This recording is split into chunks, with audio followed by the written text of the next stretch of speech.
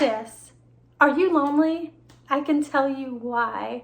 Because we're not meant to live like this. The society these days has us all isolated. We're all on our phones. We're in our house. We're not gathering as women. We are on an island of one, and that is not how it's meant to be.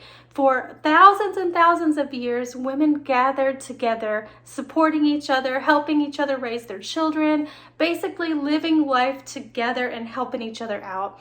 And right now, I feel like the way society is going, we are all just out here trying to figure out on our own.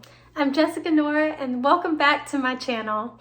So for me, I had a very unique experience of being raised by my grandmother, and that actually showed me probably the last little bit of the last generation that actually did things in a different way. And when I look back on that now, I'm really glad I got to see that experience and that example. But let me just paint a picture for you.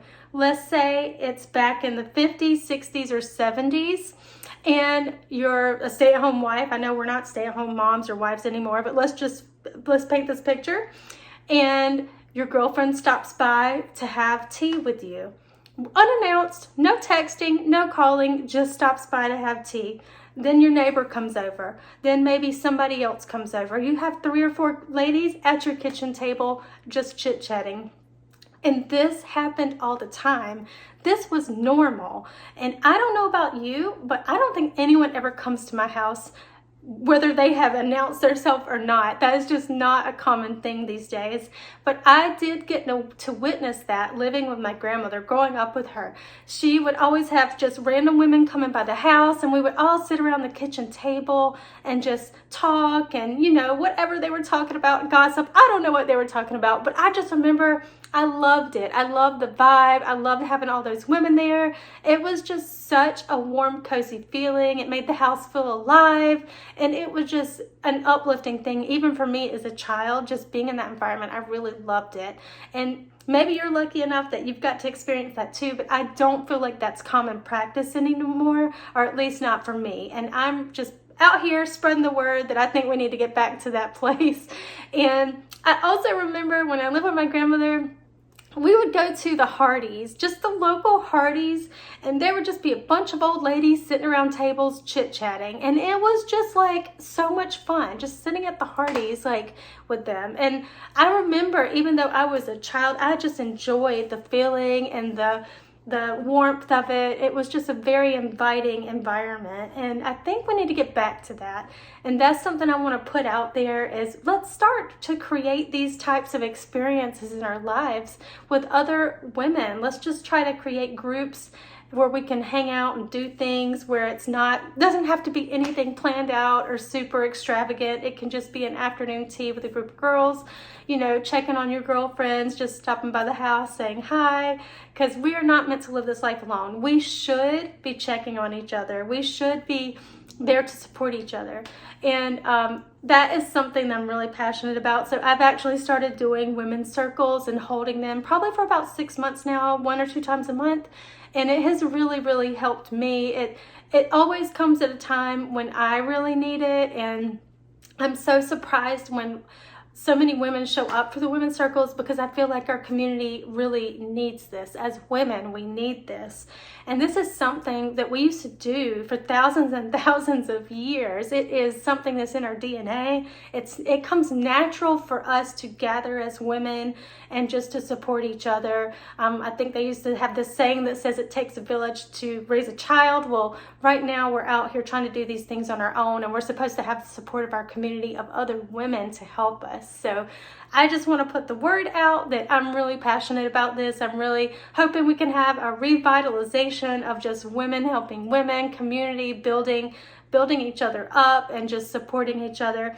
Because if you're feeling lonely, if you're feeling down, if you're just feeling like you don't know what's wrong, it could be that you're not having the feeling of community.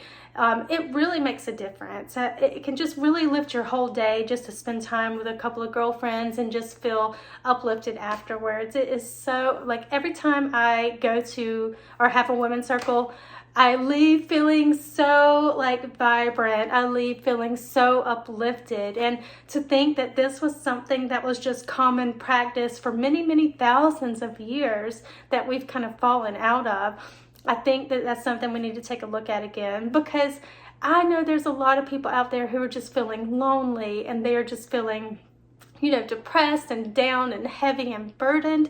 And, you know, even if you have a family, you have a husband, you have children, it is different. It is not the same. Like, you need other women in your life to support you, to talk about those things that only women understand, to talk about motherhood, to talk about, you know, girl things. There's just a lot of things that we need other women in our lives for. So I just want to encourage you, reach out to some sisters, reach out to some girlfriends, and just create your own little environment of a girl gang.